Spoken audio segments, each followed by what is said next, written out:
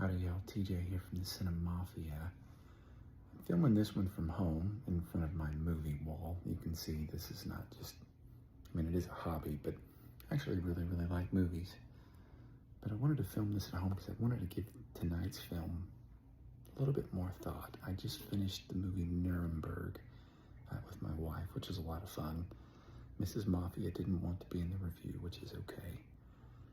But y'all, this one is one of the most enthralling, interesting, fascinating, dare I even say most important movies I've watched all year long.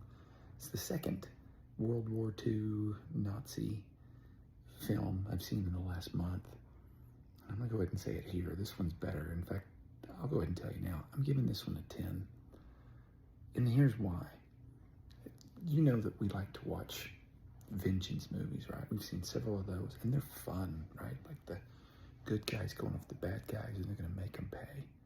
And there's something satisfying about a John Wick or the Beekeeper or the good guy, just, those kind of films. This is not one of those. This is a movie about the first ever in history international war trials. And let me just say, the cast is remarkable. Like, super heavy hitters, lots of Academy Award winners, but legitimately some of the best acting I've seen all year long. But for me, the guy who stole the show is Michael Shannon. And he's the one who plays Justice Robert Jackson. And he's the man, he was a member of the Supreme Court. President Truman chose him to go and be the prosecutor for these international war trials.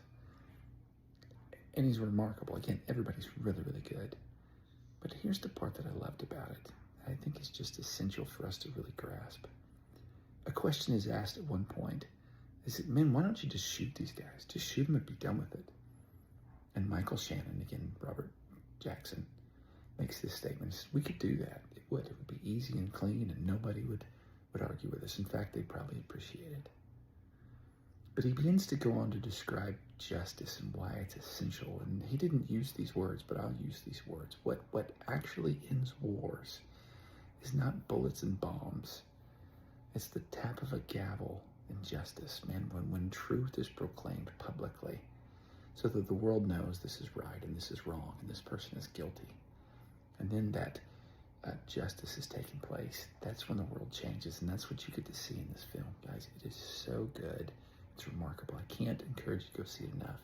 FYI, there is actual footage of concentration camps, and that's really hard to see. Nonetheless, go see this movie. It's important. See y'all later.